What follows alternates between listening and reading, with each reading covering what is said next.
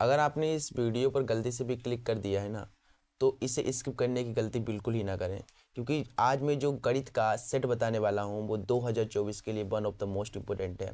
कहने का मतलब मेरा है कि 2024 में जो पेपर आएगा वो अभी से आप कर लीजिए। मैं जो आज बताऊँगा वो 2024 में पक्का आएगा। ये मैं अपनी जो है अनुभव से कह रहा हूँ, मेरा जो एक्सपीरियंस है उससे कह रहा हूँ। जो मैं आज सेट बताने वाला हूँ उसके बहुत ही सारे इंपॉर्टेंट क्वेश्चंस हैं, बहुत ही ज़्यादा इंपॉर्टेंट है। ठीक है, देखिए आज मैं आपको बताने वाला हूँ 2022 का सेट 5 AZ। इसके क्वेश्चंस बहुत ही ज़्यादा इंपॉर्टेंट हैं। ठीक है, देखिए आज हम इस वीडियो में सेट 5 AZ के जो ऑब्जेक्टिव हैं 20 ऑब्जेक्टिव्स उन्हें कंप्लीट करेंगे। ठीक है, और इसके बाद जो इसके विस्तृत उत्तरीय क्वेश्चन है वो बहुत ही ज़्यादा इंपॉर्टेंट है, उन्हें हम अगले वीडियो में करेंगे। ठीक है, चलिए देखिए इसका जो पहला क्वेश्चन है उसे देख लेते क्या है। क्वेश्चन आपको स्क्रीन पर दिख जाएगा, वहाँ पर देख लीजिए। देखिए इसका जो पहला क्वेश्चन है वो कह रहा है कि यदि 26 और 156 का लासा 156 है तो इनका मासा कितना होगा। देखिए क्वेश्चन बहुत बढ़िया क्वेश्चन है। वैसे तो ये क्वेश्चन सरल है। देखो यहाँ पर हमें क्या है, दो संख्याएं दी गई हैं। ठीक है, हमें दो संख्याएं दी गई हैं। आपकी जो दो संख्याएं हैं वो हैं क्रमशः 26 और 156। ठीक है, और हमें बोला गया है इनका, ठीक है, इनका हमें लासा भी दिया गया है, लासा यानी कि एलसीएम। ठीक है, लासा यानी लघुत्तम समापवर्त यानी कि एलसीएम। ठीक है, देखिए एलसीएम हमें दिया गया है 156, हमसे बोला गया है इनका मासा क्या होगा। ठीक है, तो मासा, मा और शा। देखिए मासा का फुल फॉर्म होता है महत्तम समापवर्त। कभी कभार ऐसे आ जाता है कि महत्तम समापवर्त निकालो, तो कुछ बच्चे क्या होते हैं कन्फ्यूज हो जाते हैं। तो मासा का मतलब यही होता है महत्तम समापवर्त, और यहाँ पर मासा को हम इंग्लिश में एचसीएफ कहते हैं। ठीक है, चलिए मुझे एचसीएफ निकालना है। वैसे तो बहुत ही ज़्यादा आसान क्वेश्चन है, इसमें दो संख्याएं दी गई हैं और इनका मुझे लाशा दिया गया है और मुझे मासा पूछा गया है। देखिए आपने अगर ये फार्मूला पढ़ा होगा तो पता होगा, और आपने पढ़ा ही होगा क्योंकि बहुत ही नॉर्मल सा फार्मूला है, कॉमन फार्मूला सब यूज़ करते हैं। फार्मूला होगा दो संख्याओं का गुणनफल बराबर HCF इंटू LCM। ठीक है, यही तो फार्मूला होता है ना। तो हमारे पास दो संख्याएं हैं यहाँ पर 26 और 156। ठीक है, तो इनका क्या कर दीजिए गुणनफल, गुणन यानी गुणा में यहाँ पर लिख लो, बराबर HCF तो देखिए हमें निकालना ही है, गुणा LCM हमारे पास है 156, तो ये कट जाएगा हमारे पास। तो सिंपल सी बात है, यहाँ पर आ जाएगा हमारे पास HCF आ जाएगा 26। ठीक है, तो ये हमारा जो है आंसर होगा। समझ में आ गया, बहुत ही आसान क्वेश्चन था और बहुत ही आसानी से हो गया। ठीक है, ऑप्शन जो बी हमारा है वो सही होगा, पहले से इसमें टिक लगा हुआ है। देखिए अगला जो दूसरा है ऑब्जेक्टिव, वो कह रहा है कि द्विघात समीकरण 2x² - 4x + 1 = 0 के मूल क्या होंगे। कैसे मूल होंगे पता करना है। ठीक है, क्वेश्चन अगर आपको आता है, वैसे तो आप स्किप कर सकते हैं, लेकिन क्वेश्चन अगर आप देख लेते हैं ना तो इससे जो है आपकी प्रैक्टिस हो जाएगी बढ़िया। तो क्वेश्चन मैं आपको सजेस्ट करूंगा, आपको आता है फिर भी देखिए, जिससे कि आपको प्रैक्टिस आपकी बढ़िया हो जाए। यहाँ हमें एक द्विघात समीकरण दी गई है, हमसे बोला गया है कि मूल कैसे होंगे। हमें क्या करना है, एक्चुअली मूल निकालने हैं। देखिए मूल निकालने का जो फार्मूला होता है वो आपको पता होगा, D बराबर होता है B² - 4AC। देखिए फार्मूलास को याद कर लीजिए बिल्कुल, फार्मूला अगर नहीं पता होंगे तो क्वेश्चन नहीं बना पाओगे। ठीक है, उसकी मैंने वीडियो बना दी, आपकी बुक के मैथमेटिक्स के बुक के जितने भी फार्मूले हैं उनको मैंने एक ही वीडियो में बताया और उसका यूज भी बताया कि सवाल में कैसे यूज होता है। लिंक आपको डिस्क्रिप्शन में मिल जाएगी, वहाँ पर चेक कर सकते हैं। देखिए डी हम क्या है, मूल निकालने का ये फार्मूला होता है। तो देखिए ABC यहाँ पर मिल रहे हैं, ABC ये आपको मिल जाएंगे, यहाँ से A, यहाँ B और यहाँ पर C। देखिए D हम यहाँ से निकाल लेंगे। देखो B हमारा कितना है, -4 है, इसका स्क्वायर -4A हमारे पास 2 है और C हमारे पास है 1, तो हो जाएगा देखिए D 4 चौके 16 माइनस माइनस प्लस और 4 दूना 8 एकम 8। तो कहने का मतलब हमारे पास आ जाएगा 8। ठीक है, अच्छा देखिए D कैसा आया, D आया 0 से बड़ा। ठीक है, अतः जब D 0 से बड़ा है, देखिए D आया 0 से बड़ा आया, या ऐसे समझ सकते हो जब D प्लस में आएगा, जब विविक्त कर प्लस में आएगा तो मूल कैसे होंगे, वास्तविक होंगे। कैसे होंगे, वास्तविक होंगे। वास्तविक लिखा हो, ठीक है, वास्तविक लिखा है। ठीक है, जब D का मान प्लस में आए तो मूल वास्तविक होंगे, या 0 से बड़ा है तो मूल कैसे होंगे, वास्तविक होंगे और भिन्न होंगे। ठीक है, समझ गए। तो इसका जो ऑप्शन बी है वास्तविक और भिन्न सही होगा। जो तीसरा है वो देख लीजिए, कह रहा है कि बिंदुओं 1, -3 और 5, 2 के बीच की दूरी ज्ञात कीजिए। चलिए, बहुत ही आसान सा क्वेश्चन है। तीसरा है, इसमें हमको 2 बिंदु दिए गए हैं, एक बिंदु ये है और एक बिंदु ये है। देखिए, ये वाला जो बिंदु हमें दिया गया है वो 1, -3 दिया है, और जो दूसरा दिया गया है वो 5, 2 दिया है। मान लेता हूँ पहला बिंदु ए है, ये वाला बी। तो यहाँ से यहाँ तक की जो दूरी होगी वो कितनी होगी, वो हमको पता करना है। ठीक है, देखिए दूरी निकालने का फार्मूला क्या होता है। तो दूरी बराबर, देखिए जब 2 बिंदुओं के बीच की दूरी निकालना होता है तो फार्मूला आपको लगाना पड़ेगा x2 अंडर रूट में x2 - x1 का whole square plus y2 - y1 का होल स्क्वायर। ठीक है, देखो यहाँ पर, अब यहाँ से देखो कितना x2, देखिए यहाँ पर क्या कैसे मिलेंगे, देखिए पहला वाला x1 फिर y1 फिर x2 और ये y2, इस तरीके से चलता है ना। तो देखो x2 बोला गया तो x2 हमारा 5 है माइनस x1 हमारा 1 है। ठीक है, यहाँ पर तो रखना आता ही होगा, प्लस y2 अपने पास 2 है और माइनस ये हो जाएगा प्लस। तो कहने का मतलब जो हमारे पास दूरी आएगी वो कितनी आएगी, देखिए 5 में से गया 4, तो 4 का स्क्वायर, 3 2 5, 5 का स्क्वायर, तो हो जाएगा देखिए 4 चौके 16 और 5 25। तो इसे जोड़ सकते हैं, 5 6 11 हो जाएगा, 2 3 4 41। ठीक है, तो हमारे पास जो दूरी आ गई वो 41 मात्रक आ गई। ठीक है, ये मात्रक में आएगी, मात्रक का मतलब इकाई। ठीक है, ये हमारे पास अंडर रूट 41 आ गई दूरी। चलिए देखिए, जब इसका ऑप्शन, इसका जो है ऑप्शन मैच नहीं कर रही, क्या कहीं पर मिस्टेक हुई लगता है। ऑप्शन देख लेता हूँ सही है कि नहीं। 4 चौके 16 हो गया, 2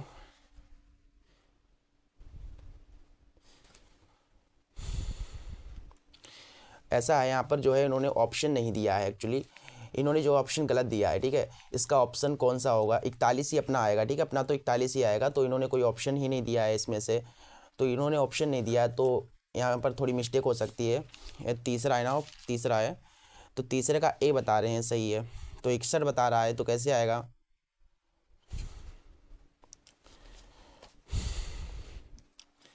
तो अपना सही है। ठीक है, इन्होंने ऑप्शन नहीं दिया तो इनसे गलती से यहाँ पर 41 लिखना होगा, यहाँ पर 61 लिख दिया। ठीक है, तो 4 यहाँ पर आएगा, तो इन्होंने गलत दिया एक्चुअली। चलिए अगला देखिए क्या है। देखिए यहाँ पर मैं इसको करीब से बता देता हूँ आपको।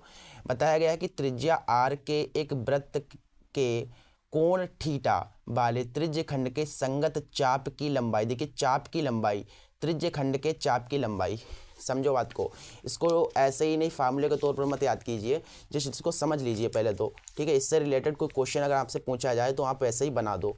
फार्मूला याद करने से क्या फ़ायदा जब उसका यूज़ ही ना कर पाओ। देखिए सबसे पहले हमारे पास एक वृत्त होगा, ठीक है, और वृत्त का एक त्रिज्यखंड होगा। ठीक है, देखो त्रिज्यखंड कुछ इस तरीके से होता है, एक केंद्र ओ है, मान लेता हूँ ए है, और ये देखिए ये हमारे पास क्या है, वृत्त का त्रिज्यखंड इतना है। देखिए इसको इससे अगर मिला देंगे, ठीक है, क्या बोला गया, जीवा चाप की लंबाई। अच्छा देखिए ये हमारे पास क्या है, त्रिज्यखंड है।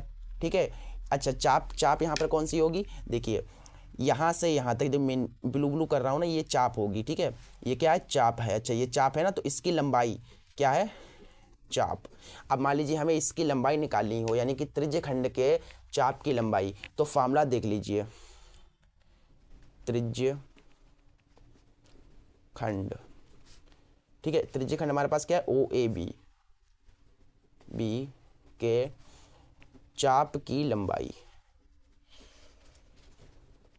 ठीक है, देखिए यहाँ पर हमको थीटा एक्चुअली यहाँ पर दिया गया है, थीटा, तो थीटा ये और त्रिज्या हमें आर दी गई है। अच्छा तो चाप की लंबाई कैसे निकलेगी, थीटा बटा 360 गुणा पाई आर, सॉरी 2 पाई आर। ठीक है, 2 पाई आर कर देना है। 2 पाई आर क्यों करते हैं, क्योंकि ये परिधि का भाग होता है कि नहीं, तो वृत्त की परिधि 2 पाई आर और ये यहाँ पर कर देते हैं। तो इस तरीके से जो है आपको अगर चाप की लंबाई निकालनी हो तो आप ये फार्मूला यूज़ करेंगे, थीटा बटा 360 into 2 pi are.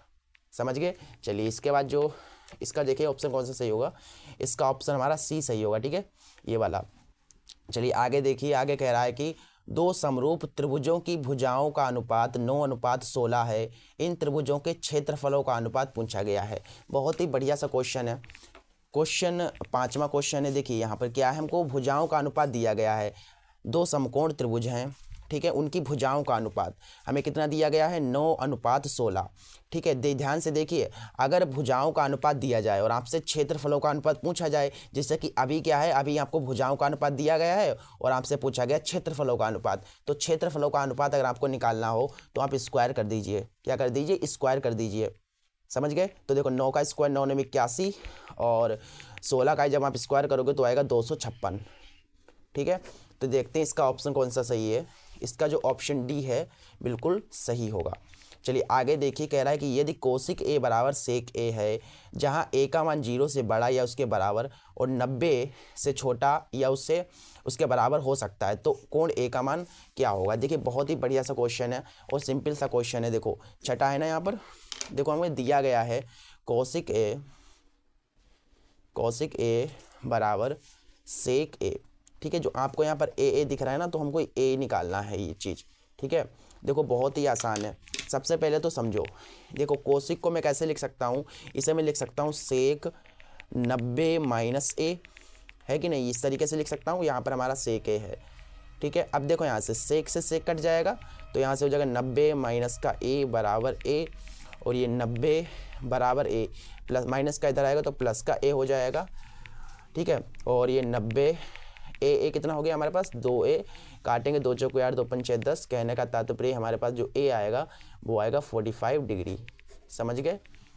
I hope कि आपको समझ में आ रहा होगा। तो चैनल को सब्सक्राइब कर दो, इससे बढ़िया आपको वीडियोस मिलेंगी और बोर्ड एग्जाम तक आपकी बहुत सी बेहतर तरीके से जो है तैयारी कराई जाएगी। ठीक है, और वीडियो लाइक कर दो, बहुत ज़्यादा जो है मेहनत लगती है वीडियो बनाने में आपके लिए, तो एक लाइक तो कर ही सकते हो। देखिए आगे जो क्वेश्चन है 7वां, उसे देखते हैं। कह रहा है कि 7 मीटर लंबी एक सीढ़ी की लंबाई हमें 7 मीटर दी गई है। भूमि से 4 मीटर की ऊंचाई पर स्थित एक खिड़की तक पहुंचती है। दीवार के आधार से सीढ़ी के निचले सिरे तक की पूरी यहाँ पर लिख दिया है, दूरी होना चाहिए था, तो दूरी होगी, ये हमसे पूछा गया है।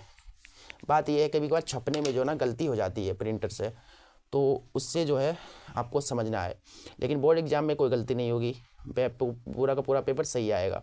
देखिए क्या है, यहाँ पर एक दीवार है सबसे पहले तो। ठीक है, तो यहाँ पर मान लेता हूँ ये दीवार है, और दीवार पर मान लेता हूँ यहाँ पर क्या है, यहाँ पर जो है खिड़की है। क्या है, खिड़की है, तो यहाँ पर खिड़की होगी कहीं पर। तो देखो यहाँ पर ये इसका आधार है कि नहीं, दीवार जो है ज़मीन पर ही तो खड़ी होगी ना। तो यहाँ से मान लीजिए, यहाँ से जो है सीढ़ी लगाई गई है, और जो सीढ़ी लगाई गई है वो खिड़की तक लगाई गई है। जैसे कि कोई खिड़की पर ज़रूरत होगी, इसलिए यहाँ पर खिड़की तक सीढ़ी लगाई है। ठीक है, तो यहाँ से यहाँ तक लगाई गई है। अच्छा, तो हमें जो सीढ़ी है ये वाली जो आपको दिख रही है ना, ये कर्ण जैसी, तो ये सीढ़ी है। अच्छा, सीढ़ी की लंबाई हमसे दी गई है 4 मीटर दी गई है, और बोला गया है कि नहीं 5 मीटर दी गई एक्चुअली, तो यहाँ पर थोड़ी सी गलती हो रही है, 5 मीटर है। ठीक है, और बोला गया 4 मीटर ऊंचाई पर स्थित एक खिड़की। अच्छा, खिड़की 4 मीटर ऊंचाई पर स्थित है, तो यहाँ से जो है यहाँ तक हमको दिया गया 4 मीटर। समझ गए, बात को समझ आ रही कि नहीं आ रही है। हमसे बोला गया है कि ये जो दीवार है, ठीक है, दीवार के आधार और सीढ़ी के आधार से यहाँ तक की दूरी कितनी होगी। ठीक है, ये तो बहुत ही आसान सा क्वेश्चन है, आप पाइथागोरस लगा करके इसको सोल्व कर सकते हैं। जैसे कि कर्ण पता, लंब पता, आधार निकाल सकते हैं। देन यहाँ पर आप पाइथागोरस लगाइए।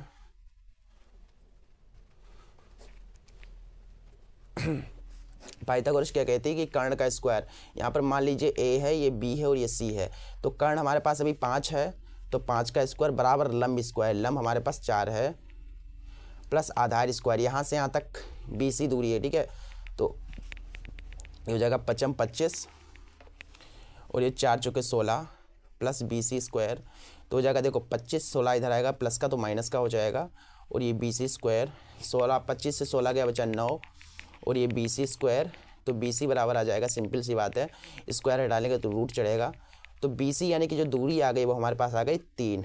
ठीक है, 3 मीटर। कहने का मतलब ये है कि सीढ़ी से दीवार तक की दूरी जो है वो 3 मीटर होगी। ठीक है, चलिए, तो इसका जो ऑप्शन ए है वो बिल्कुल सही होगा। 8वां क्वेश्चन देखिए, कह रहा है कि निम्न रेखिक समीकरण के युग्मों को हल कीजिए। 2 रेखिक समीकरण दी गई हैं और इन्हें हल करना है। देखो ये कैसे होगा, वैसे तो सरल है, विलोपन विधि से आप इसको जो सोल्व कर लीजिए। यहाँ पर हमें 2 इक्वेशन दी गई हैं। पहली जो है वो x + 2y = 19 है, ये पहली समीकरण मान लीजिए, और उसके बाद जो दूसरी हमको दी गई है वो -x + 2y is equal to 1, ये सेकंड मान लीजिए। देखिए यहाँ पर ये वाला जो है ना, आप ऐसा कीजिए, इसमें से क्या कीजिए, पहले वाले से सेकंड को घटा दीजिए, तब ये कट जाएगा और x का मान आ जाएगा। ठीक है, तो ऐसा करो, समीकरण फर्स्ट से सेकंड को घटा दो। देखो फर्स्ट हमारे पास क्या है, ये है x प्लस 2y बराबर 19। ठीक है, और ये सेकंड हमारे पास ये है। ठीक है, घटाने पर आपको पता है चिन्ह क्या हो जाते हैं, बदल जाते हैं। तो माइनस का ये प्लस का हो जाएगा, प्लस का माइनस का, प्लस का ये माइनस का, प्लस माइनस होकर कट जाएगा, प्लस x और प्लस x ये हो जाएंगे 2x, और 19 से 1 गया, बचा कितना 18। तो 2 ने 18, कहने का तात्पर्य हमारे पास जो x आया है वो आ गया 9। ठीक है, अच्छा x 9 है, तो इसका मान आप समीकरण फर्स्ट या सेकंड किसी में भी रख करके y का मान निकाल सकते हैं। चलिए मैं फर्स्ट में रखता हूँ यहाँ पर x की जगह पर, तो समीकरण फर्स्ट में x का मान रखने पर, ठीक है रखिए, तो देखिए x की जगह पर 9 रख दीजिए, और ये 2y बराबर 19, तो हो जाएगा हमारे पास, देखिए 2y बराबर 19, प्लस का 9 इधर आएगा, माइनस का हो जाएगा, 2y बराबर हो जाएगा 10, 2 पंचे 10, तो y बराबर आ गया 5। ठीक है, दिख रहा है कि नहीं दिख रहा है, y बराबर आ गया 5। ठीक है, तो x का मान हमारा आएगा 9 और y बराबर आएगा 5, तो 9 और 5 हमारा उत्तर होगा। ठीक है, तो इसका जो ऑप्शन सी है वो बिल्कुल सही है। आगे देखिए, कह रहा है कि एक लंबवृत्तीय बेलन की त्रिज्या 7 सेंटीमीटर तथा ऊंचाई 8 सेंटीमीटर है, तो बेलन का वक्र पृष्ठ क्या होगा। बहुत ही आसान सा क्वेश्चन है। क्वेश्चन नंबर 9, देखिए यहाँ पर क्या है कि बेलन है, सबसे पहले तो बेलन बना लीजिए। देखो इस तरीका का बेलन होगा, बेलन तो आपको पता ही होगा ना। तो देखो यहाँ से यहाँ तक की जो ऊंचाई है, जो बेलन की ऊर्ध्वाधर खड़ी जो ऊंचाई है वो है 8 सेंटीमीटर। ठीक है, और इसकी जो रेडियस जो त्रिज्या दी गई है वो हमको दी गई है 7 सेंटीमीटर। ठीक है, 7 सेंटीमीटर। हमें इसका वक्र पृष्ठ निकालना है। क्या निकालना है, वक्र पृष्ठ क्या होगा। देखो कैसे निकालते हैं, सबसे पहले हमसे पूछा गया बेलन का वक्र पृष्ठ। देखो बेलन का वक्र लिखो यहाँ पर, वक्र पृष्ठ क्षेत्रफल। बेलन का वक्र पृष्ठ क्षेत्रफल निकालने का जो फार्मूला होता है वो होता है 2πRh। आई होप कि आपने फार्मूले जो है याद कर लिए होंगे, और अभी भी फार्मूले नहीं याद दिए हैं तो किसका वेट कर रहे हो, फार्मूला याद कर लो। देखिए पाई की जगह पर 22/7 रखिए, और r देखिए त्रिज्या हमारे पास 7 है और जो ऊंचाई है वो है 8। 7 से 7 कट जाएगा, ये हो जाएगा 2 दूना 4, 22 दूना 44, 8 8 चौको 32, और ये हो जाएगा 8 चौको 32, 33 34 35, यानी 352 सेमी स्क्वायर। ठीक है, क्षेत्रफल हमेशा स्क्वायर में आता है, तो हमारे पास आ जाएगा 352 सेमी स्क्वायर। इसका जो ऑप्शन बी है वो बिल्कुल सही होगा। आगे देखिए, कह रहा है कि 10वां क्वेश्चन थोड़ा नज़दीक से दिखाता हूँ। देखिए कह रहा है कि यदि कोई घटना घटित नहीं हो सकती तो उसकी प्रायिकता क्या होगी। अच्छा, जो घटना घटित ही नहीं हो सकती उसकी प्रायिकता यानी संभावनाएं क्या होंगी, उसकी संभावना होगी 0। जैसे कि ये मान लीजिए दिन जो है, मैं आपसे कहूँ कि अभी 4 बजे हैं, कितने बजे हैं, 4 बजे हैं। आपको पता है 4 के बाद 4:01 होगा, लेकिन मैं कह दूँ नहीं 4:01 नहीं, 4:05 सीधे होंगे, तो ये घटना तो घटित हो ही नहीं सकती। तो इसकी प्रोबेबिलिटी यानी जो संभावना है वो बिल्कुल 0% होगी, हो ही नहीं सकता। ठीक है, जो घटना हो ही नहीं सकती तो उसकी संभावना होगी 0। समझ गए, चलिए तो इसका जो ऑप्शन डी होगा वो सही होगा। ठीक है, ऐसे नहीं कुछ बच्चे क्या कर लेते, याद कर लेते हैं कि यार जो घटना घटित नहीं हो सकती उसकी प्रायिकता 0 होती है। याद करने से कोई फ़ायदा नहीं, उससे कुछ उसका यूज़ ही नहीं सीख पाओ। चलिए अगला देखिए क्या है। अगला क्वेश्चन है, कह रहा है कि यदि त्रिभुजों ABC तथा DEF में AB/DE is equal to BC/FD है तो समरूप त्रिभुज होंगे। ठीक है, हमें कुछ यहाँ पर ऑप्शन दिए गए हैं। अच्छा देखिए यहाँ पर क्या है, हमारे पास 2 त्रिभुज हैं। क्वेश्चन नंबर हमारे पास है 11वां, बहुत ही आसान से क्वेश्चन है यार। एक त्रिभुज हमारे पास ABC है, ठीक है, और एक त्रिभुज हमारे पास है DEF। ठीक है, देखो ये समरूप कब होंगे, जब इसके संगत कोण बराबर होंगे। क्या होंगे, संगत कोण बराबर होंगे। देखिए यानी कि जो कोण B होगा वो कोण E के बराबर होना चाहिए, याद रखिएगा। बीच वाला हमेशा बीच के बराबर होना चाहिए। तो जो ऑप्शन इसका देख लीजिए, कोण B बराबर कोण E, कौन सा ऑप्शन सही है, तो जो इसका ऑप्शन ए होगा वो बिल्कुल सही होगा। ठीक है, चलिए इसके आगे देखिए, कह रहा है कि यदि अर्धवृत्त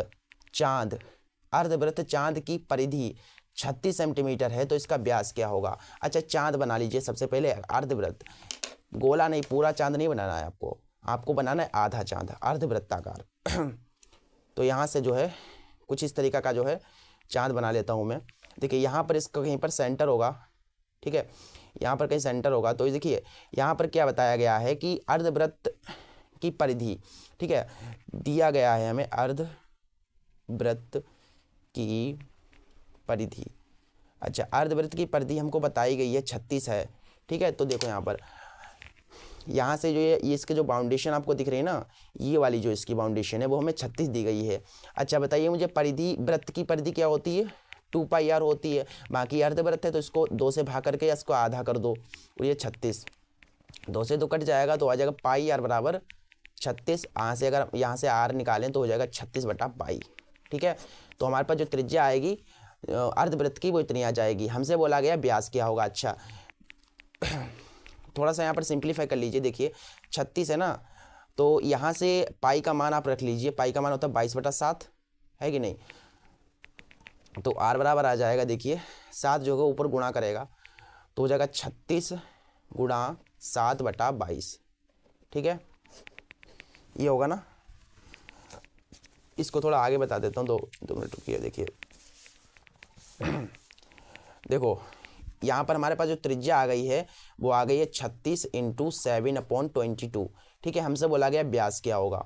देखो आपको पता है ना, आपको पता है कि त्रिज्या जो होता है, त्रिज्या का दुगना व्यास होता है, तो इसका जो है दुगना कर दो। 36 × 7 हमारे पास जो ये त्रिज्या है ना, इसका क्या कर दीजिए, दुगना कर दीजिए। तो दुगना मैंने 2 से गुणा कर दी है। अब यहाँ पर देखिए कट जाएगा, 2 × 2 2 × 2, ठीक है। अब क्या आएगा, देखिए व्यास क्या आता है, व्यास बराबर 36 के यहाँ पर गुणा कराइए, कैलकुलेशन थोड़ी है, 7 × 6 42, 7 × 3 21, 22 23 24, 7 × 21 24 25, ठीक है। और ये हो जाएगा कि देखिए 11 दूना 22 और 23 24 25, 11 दूना 22, तो 22 पॉइंट। चलिए देखिए यहाँ पर जो है ऑप्शन मैच नहीं कर रहा है, लगता है कहीं पर कोई मिस्टेक हो गई है या फिर से इन्होंने गलत दे दिया होगा। रुक जाइए, यहाँ पर थोड़ी सी जो है चेकिंग कर लेता हूँ मैं। यहाँ पर 2 × 2 2 8 16, 2 × 2 2 × 2, और ये यहाँ पर अगर हम देखें तो 7 8 56 और 7 × 7 और 7 8 56 हो जाएगा, 7 × 7 5 12/11, ठीक है। ये आगे इसका दुगना कर देना है तो वही आएगा ना, 2 × 12 2 दूनी 4 2। हाँ फिर से इन्होंने जो है थोड़ी गलती कर दी है लगता है। ये जो है हमारी जो त्रिज्या आएगी ना वो आएगी, यहाँ पर आप 252 को जब 11 से भाग दोगे तो त्रिज्या नहीं व्यास, ठीक है, तो आप भाग दोगे ना तो इसका कुछ आएगा, ठीक है। तो 11 दूना 22 हो जाएगा, 23 24 25, 11 दूना 22, 11 3 33, 11 दूना 22, 23 24 25, ये हो जाएगा 32, 11 3 33 ज़्यादा हो जाएगा, तो 11 दूना 22, यानी कि 22 पॉइंट लगभग में कुछ आएगा, ठीक है। वो देख लीजिएगा, यहाँ पर उतना ही आएगा। बाकी इन्होंने कुछ ऑप्शन में गलती कर दी है, ठीक है, तो ऑप्शन दिए गए नहीं है, मैच नहीं कर रहा है। बाकी इतना ही होगा, ठीक है, इतना ही सही है। कभी कभार क्या होता है छपने में मिस्टेक हो जाती है।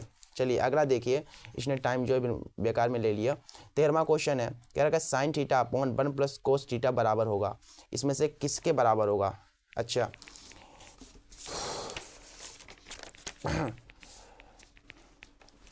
क्वेश्चन नंबर 13, ये हमें दिया गया यहाँ पर sine theta upon 1 + cos theta पूछा गया, ये किसके बराबर होगा। ऑप्शन में कुछ यहाँ पर दिए गए हैं, 1 + cos theta upon sine theta, ठीक है, ये हमें ऑप्शन दिए गए हैं। तो क्या करना है यहाँ पर, देखिए यहाँ से सॉल्व करके देखते हैं थोड़ा सा। ये ऊपर हमारा साइन थीटा है, नीचे हमारा है 1 + कोस थीटा, ठीक है। देखिए इसका अगर हर परिमीकरण करते हैं तो चिन्ह चेंज हो जाएंगे, ठीक है, सिंपल सी बात है। देखो ऊपर जो है ये हो जाएगा साइन थीटा × 1 - कोस थीटा, और इसकी आमने सामने करा देंगे। देखिए a + b, a - b किसका होता है, a² - b² का, तो ये जगह देखो इसको ऐसे तोड़ दीजिए, तो ऊपर हमारे पास है देखिए साइन थीटा और 1 - कोस थीटा। देखो 1 - कोस² थीटा होता है sin² थीटा का फॉर्मूला, इसके स्क्वायर से कट जाएगा, तो सिंपल सी बात है हमारे पास आ जाएगा 1 - cos theta upon sine theta, ठीक है। तो ये किसके बराबर होगा, इसके बराबर होगा। देख लो इसमें से कौन सा ऑप्शन सही है, 1 - cos theta upon sine theta, इसका जो ऑप्शन सी है वो बिल्कुल सही होगा। चलिए आगे देखिए, कह रहा है कि दिए गए चित्र में त्रिभुज का परिमाप होगा, ये चित्र हमें दिया गया है और उसमें परिमाप यानी कि परिधि। तो देखिए यहाँ पर इसको पहले तो चित्र बना लेते हैं यहाँ पर, ठीक है। सबसे पहले यहाँ पर एक त्रिभुज है, ठीक है, एक त्रिभुज ABC त्रिभुज है, ये A ये B है। आपको चित्र जो है कॉर्नर में दिख रहा होगा, वहाँ पर देखिए ABC त्रिभुज है और इसके अंदर क्या है, एक वृत्त बना हुआ है। वो वृत्त जो है तीनों भुजाओं को स्पर्श कर रहा है। यहाँ पर एक स्पर्श बिंदु बन रहा है, स्पर्श बिंदु यहाँ पर बन रहा है, एक स्पर्श बिंदु यहाँ पर बन रहा है F, यहाँ पर बन रहा है, यहाँ पर E बन रहा है और यहाँ पर बन रहा है D, ठीक है। देखिए अब हमको जो चीज़ दी गई है, यहाँ से दी गई है 6 सेंटीमीटर है और ये वाली जो है 4 सेंटीमीटर है अपने पास, और ये जो है यहाँ पर ये 5 है, ठीक है। हमको बताना है परिमाप। अच्छा, परिमाप क्या होता है? परिमाप यानी परिधि, परिधि यानी बाउंडेशन। तो हमसे बोला गया है त्रिभुज का परिमाप। देखिए यहाँ पर त्रिभुज ABC, हमारे पास त्रिभुज ABC है, हमसे बोला गया का परिमाप, त्रिभुज का परिमाप। याद रखिएगा परिमाप का मतलब ये होता है परिधि, ठीक है। तो परिधि हमसे पूछी गई है और परिधि क्या होती है? बाउंडेशन। देखिए इसकी जो त्रिभुज है ना, त्रिभुज के परिमाप ये होगा। देखिए ये वाला जो मैं ब्लू कर रहा हूँ इसको देखिए, ये जो है हमको बतानी है कितनी होगी। देखिए अब समझो बात को, ये वृत्त है, वृत्त का बाह्य बिंदु ये है, तो इस बाह्य बिंदु से अगर आप स्पर्श रेखा डालते हैं तो स्पर्श रेखा की लंबाई बराबर होती है। अगर ये वाली 6 है तो ये वाली भी 6 होगी, ठीक है, और ये 4 है तो ये वाली भी 4 ही होगी, ये 5 है तो ये वाली भी 5 होगी। तो जोड़ लो, अब 4 4 हो जाएगा 8 और ये 10 18 और 18 और 6 6 12, कुल मिलाकर के आ जाएंगे 30, ठीक है। तो 30 आ जाएगा हमारे पास उत्तर, ठीक है। तो इसका परिमाप क्या होगा? 30 सेंटीमीटर होगा, ठीक है। इन्हें हम जोड़ेंगे ना तो 30 आ जाएगा, ठीक है। तो चलिए इसका जो ऑप्शन है, इसका जो ऑप्शन ए है बिल्कुल सही होगा, 30 सेंटीमीटर। अगला देखिए, कह रहा है कि 3 के पहले 5 गुणजों का योग क्या होगा? 3 के पहले 5 गुणज, ठीक है। 15वां क्वेश्चन देखो, 3 के पहले 5 गुणज क्या होंगे? देखो 3 कम 3, 3 दूना 6, 3 तिया 9, 3 चौको 12 और तिपच 15, 5 तक ही लेने, तिपच 15 तक लेने। अब इनको क्या कर दो? जोड़ दो। देखो 9 6 15, 15 16 17 18, अब 18 + 12 + 15, देखो 8 2 10, 5 15, 1 2 3 1 4 45, कितना आएगा? 45 आएगा, ठीक है। तो इसका जो आंसर होगा, इसका ऑप्शन ए जो है वो सही है, 45 होगा, ठीक है। चलिए अगला देखिए, कह रहा है कि 20 संख्याओं का समांतर माध्य 12 है, तो इन संख्याओं का योग क्या होगा? बहुत ही बढ़िया सा क्वेश्चन है। 16वां क्वेश्चन है। देखो 20 संख्याओं का समांतर माध्य दिया गया है, ठीक है। 20 संख्याओं का माध्य लिख लो खाली। तो जो माध्य दिया गया हमें 12 दिया गया है, ठीक है। तो हमसे बोला गया है संख्याओं का योग। क्या पूछा गया है? संख्याओं का योग। देखो बहुत ही आसान सा क्वेश्चन है। अच्छा, माध्य बोला गया ना, तो माध्य का फॉर्मूला क्या होता है पहले बताओ। मान लीजिए मुझे इन संख्याओं का माध्य निकालना होता, कैसे निकालते? पहले तो संख्याओं का योग करते, ठीक है। संख्याओं का मान लीजिए माध्य निकालना है अगर, तो संख्याओं का योग करना पड़ेगा और नीचे संख्याओं की संख्या लिखनी पड़ेगी, ठीक है। जैसे करते हैं आंकड़ों का योग बटे आंकड़ों की संख्या, वैसे ही। तो संख्याओं की संख्या, देखो माध्य, देखिए यहाँ पर 20 संख्याओं का माध्य 12, यानी माध्य में 12 दिया गया है।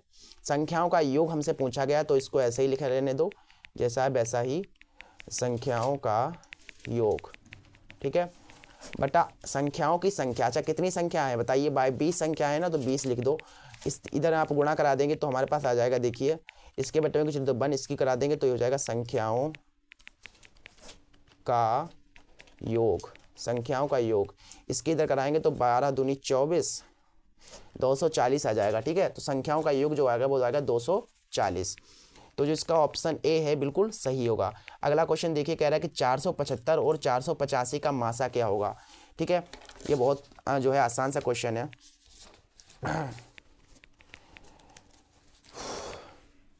17वां क्वेश्चन, इसमें हमको क्या है, 2 संख्याएं दी गई, एक तो 475 है और 485 है, का मासा का मतलब हमसे पूछा गया HCF, ठीक है। ये क्या होगा? सबसे पहले देखो 475 और 485, सबसे पहले हम क्या करते हैं? गुणनखंड निकालते हैं। देखो 475 का हमको अगर मान लीजिए निकालना हो तो कैसे काटेंगे? 5 से काट के देखिए, 5 7 35, 5 5 8 40, 5 9 45, 5 9 45, 46 47 55 25, 5 कम 5, 5 कम 5 हो जाएगा, 5 4 9, 5 9 45 और 19 कम 19। तो इसका आ जाएगा देखो 5 गुणा 19, ठीक है। और 485 का मान लीजिए आपको गुणनखंड करना हो तो काटेंगे आप 5 8 40, 5 9 45, 46 47 48, 5 7 35। अब ये 97 किससे कटेगा अपना, 97 कटेगा 19 को 19 57, 3 27, 3 नहीं कटेगा, 19 से नहीं कटेगा यार ये। तो 97 को आप ऐसा कीजिए 97 से ही कट कर दीजिए, ठीक है। ये कटेगा ही नहीं फिर, हाँ इतना ही फिर कर दो, 5 गुणा 97 हो सकता है किसी से कटे। बाकी इसका जो HCF आएगा वो एक्चुअली 5 आएगा, ठीक है। और अब देखिए यहाँ पर HCF कैसे निकलेगा। देखो हमने क्या किया यहाँ पर 97 को कोई संख्या जो मिल नहीं रही, हो सकता है कोई संख्या हो, बट यहाँ पर इतना ही कर दो हो जाएगा काम। देखो सबसे पहले क्या निकालना है, HCF निकालना है। तो HCF का मतलब वही होता है जो दोनों तरफ होता है। देखो यहाँ पर 5 का जो है बॉक्स बन जाएगा, इसके साथ तो बनेगा नहीं, तो जो है बॉक्स वाले को एक बार लिखते हैं। तो ये 5 का बॉक्स बना है तो 5 को एक बार लिख लो, तो हमारे पास जो HCF आएगा वो आएगा 5, ठीक है। चलिए तो जो इसका ऑप्शन है, इसका जो ऑप्शन सी है वो बिल्कुल सही होगा, 5। अगला देखिए, कह रहा है कि बहुपद x² + 5x - 6 का एक मूल 1 है तो दूसरा मूल क्या होगा। चलिए देखिए यहाँ पर क्वेश्चन कौन सा है, 18वां क्वेश्चन है। देखिए यहाँ पर क्या है, हमको एक बहुपद दिया गया x² + 5x - 6 का एक मूल, ठीक है, एक मूल हमें दिया गया है 1। तो हमसे बोला गया दूसरा मूल क्या होगा, दूसरा मूल क्या होगा। वैसे तो मूल निकालने के बहुत 2 मेथड होते हैं। वैसे आप गुणनखंड विधि से जो इसके मूल निकाल सकते हैं, सिंपल सी बात है, गुणनखंड विधि से निकालते हैं। तो क्या कर लीजिए आप इसका गुणनखंड कर लीजिए, ठीक है। क्या कर लीजिए, गुणनखंड कीजिए। आपको 2 ऐसी संख्या सोचनी जिनकी गुणा करें 6 आए, जिन्हें जोड़े घटाए तो 5 आए। तो आपकी हो जाएगी 6 कम 6। देखो 6 की 1 से गुणा करोगे तो 6 आएगा, 6 में से 1 जाएगा तो 5 बचेगा। तो संख्या जो आपने सोची इसकी जगह पर लिख दो। तो आपने संख्या सोची 6 और 5 1, ठीक है, और ये माइनस का 6, ठीक है। तो यहाँ से जो है x कामन लेंगे आप, तो x + 6 मिलेगा। यहाँ से -1 कामन ले लीजिए तो x + 6 मिल गया। देखो कॉमन वाले को एक साथ लिखना पड़ता है, ये 2 बार है तो इसको जो है एक बार लिख लो। तो पहले देखो सबसे पहले इसको जो है 0 के बराबर डालेंगे, ठीक है। तो हमें एक मूल देखो 1 मिल गया, ठीक है। और देखो ये पहले ये वाला तो हमें दिया गया है ना, एक मूल हमें तो दिया गया है। अच्छा अब इसको डालो तो दूसरा मूल मिल जाएगा। तो ऐसा करो यहाँ पर लिख दो, जब इस वाले को जो है 0 के बराबर डालोगे तो हमें मिल जाएगा -6। अतः आपने देखा कि पहला मूल क्या है 1 है और दूसरा मूल क्या है -6। पहला मूल हमें दिया गया था और दूसरा मूल पूछा था, तो इसका मतलब दूसरा मूल जो है हमारा -6 होगा, ठीक है। तो जो इसका ऑप्शन बी है वो बिल्कुल सही होगा, ठीक है। आगे देखिए, कह रहा है कि बिंदुओं 4, P और 1, 0 के बीच की दूरी 5 है तो P का मान ज्ञात कीजिए। चलिए देखिए इसमें हमको क्या है, 2 बिंदु दिए गए हैं, 19वां क्वेश्चन है। देखो 2 बिंदु हैं, ए बिंदु एक दिया गया, एक बी बिंदु है। देखो ए बिंदु जो हमें दिया गया है वो दिया गया 4, P, क्वेश्चन ऊपर देखिए उसमें दिख रहा होगा, और 1, 0। इनके और इनके बीच की दूरी हमें दी गई है 5 मात्रक, ठीक है। अच्छा इनके बीच की दूरी हमें 5 मात्रक या 5 कह सकते हो, केवल 5 दी गई है, ठीक है। 5 यहाँ से यहाँ तक के बीच की दूरी 5 मात्रक दी गई है। तो ये P जो आपको दिख रहा है ना, ये पहला P, ये हमें पता करना है। देखो यहाँ से यहाँ तक की दूरी 5 दी गई है। मान लीजिए यहाँ से यहाँ तक की हमें दूरी निकालनी होती तो क्या फार्मूला लगाते। देखो AB के बीच की दूरी मान लीजिए हमें निकालनी है, तो फार्मूला क्या आप लगाओगे, अंडर में x2 - x1 का whole square plus y2 - y1 का होल स्क्वायर, यही फार्मूला लगाओगे ना। देखो AB के बीच की दूरी हमें 5 दी गई है, ठीक है। और देखो अंडर है x2, देखो यहाँ पर x1 y1 x2 और ये y2, तो x2 अपने पास है 1 और x1 अपने पास है 4, प्लस y2 हमारे पास 0 और y1 हमारा P है। देखो 5 बराबर 4 में से 1 में से 4 गया -3 और ये -P, ठीक है। देखो यहाँ पर आपको मैंने बताया था कि जब बराबर के इधर या इधर अंडर रूट की संख्या होती है तो दोनों तरफ वर्ग करना पड़ता है। तो यहाँ पर इसका मतलब हमें ये वाला अंडर रूट हटाना है तो दोनों तरफ वर्ग करना पड़ेगा। तो लिख दो दोनों वर्ग करने पर, दोनों और वर्ग करने पर। देखो यहाँ पर वर्ग करेंगे ना तो वर्ग करने का मतलब स्क्वायर लगाना होता है। देखो यहाँ पर हमारे पास से 3 × 9 हो जाएगा। अब ऐसे रहने दो, आगे कर लेंगे। देखो हाँ, इधर भी जो है वर्क करना है, तो देखो इसके स्क्वायर से रूट कट जाएगा, इधर देखिए 25 होगा और इधर 3 3 9 और प्लस पी स्क्वायर, तो हो जाएगा देखो 25 प्लस का इधर आएगा माइनस का हो जाएगा, माइनस का 9 हो जाएगा और ये पी स्क्वायर यहाँ पर बचेगा 16 बराबर पी, तो पी बराबर आ जाएगा 16 अंडर रूट, तो पी बराबर आ जाएगा देखो प्लस माइनस 4। याद रखिएगा जब अंडर रूट से कोई बाहर संख्या निकलती है, देखो 16 का वर्ग 4 होता है, तो आप लोग कुछ लोग क्या करेंगे 4 ही लिख देंगे, ऐसा नहीं करना है आपको, प्लस माइनस में ही लिखना है, क्योंकि अंडर रूट की जो संख्या अंदर निकलती है वो प्लस में भी हो सकती है और माइनस में भी हो सकती है। तो पी का मान आएगा प्लस माइनस 4। ठीक है, तो कुछ महारथी पता है क्या करते हैं, ये वाला ऑप्शन जो बी है वो सही कर देते हैं, ऐसा नहीं करना है आपको, ये प्लस माइनस 4 है ये सही होगा। ठीक है, चलिए आगे देखिए, कह रहा है कि एक पासे को फेंकने पर विषम संख्या आने की प्रायिकता क्या होगी। चलिए देखिए, एक पासे को फेंको, पहले तो क्वेश्चन नंबर 20 है, पहले एक पासे को जब आप फेंकोगे तो कितने परिणाम आएंगे, 6 परिणाम आएंगे, कुल 6 परिणाम होंगे, तो लिख दो एक पासे को फेंकने पर कुल परिणाम, एक पासे को फेंकने पर कुल, अच्छा कुल परिणाम कितने आएंगे हमारे पास, 6 आएंगे ना। अच्छा 6 परिणाम कौन कौन से होंगे, वो हमारे पास होंगे, 1 हो सकता है, 2 हो सकता है, 3 4 5 और 6, है कि नहीं। जब आप पासा फेंकेंगे तो 1 भी आ सकता है, 2 भी आ सकता है, 3 भी, 4 5 कोई भी आ सकता है ना। अब आप डाइस लोगे ना, डाइस को फेंकना तो कोई भी 1 से 6 तक आएगा जरूर। ठीक है, आएगा तो जरूर। तो देखो हमसे बोला गया विषम संख्या आने की प्रायिकता, विषम संख्या क्या होती है, विषम संख्या देखो 1 है विषम संख्या और 3 है और 5 है, तो विषम संख्या हमारी 1 2 3 है। देखो हमसे बोलेगी प्रायिकता, देखो प्रायिकता क्या निकल, प्रायिकता कैसे निकलेगी, प्रायिकता बराबर फार्मूला होता है संभव परिणाम बटा कुल परिणाम, बटा कुल परिणाम, समझिएगा बात को। देखो संभव परिणाम वो होता है जो आपसे पूछा जाता है, क्वेश्चन आपसे पूछा गया विषम संख्या आने की प्रायिकता, तो विषम संख्या हमारी कितनी 1 2 3 है, तो 3 बटा कुल परिणाम, कुल हमारे संख्या कितनी है 6 है। ठीक है, तो 3 कम 3 3 दूना 6, यानी कि हमारे पास आ जाएगा 1/2। ठीक है, तो 1/2 हमारा सही होगा।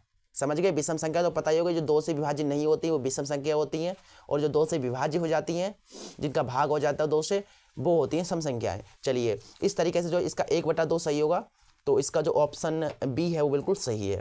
ठीक है, तो इस तरीके से हमने जिसके जो ऑब्जेक्टिव थे उन सभी को कर लिया है। ठीक है, ऑब्जेक्टिव मैंने बता दिए हैं, और अगले वीडियो में हम क्या करेंगे, इसके विस्तृत उत्तरीय जो प्रश्न हैं 2 4 6 नंबर वाले, इन्हें भी करेंगे। ठीक है, और वीडियो अच्छी लगे तो लाइक कर देना और चैनल को जरूर से सब्सक्राइब कर दो, जिससे आने वाले वीडियोस की नोटिफिकेशन आपको मिलती रहे। और मैं आपको जो लास्ट टाइम पर बताना चाह रहा हूँ कि जो 2023 के और 2022 के सेट हैं मैथमेटिक्स के और साइंस के, उन्हें करके जरूर से जाइएगा बोर्ड एग्जाम से पहले। अगर अभी तक नहीं किए हैं तो कर लीजिए प्लीज़, और हमारे साथ जुड़ जाइए। मैंने जो है 2023 के मैथमेटिक्स और साइंस के सेट करा दिए हैं और अब 2022 के करा रहे हैं।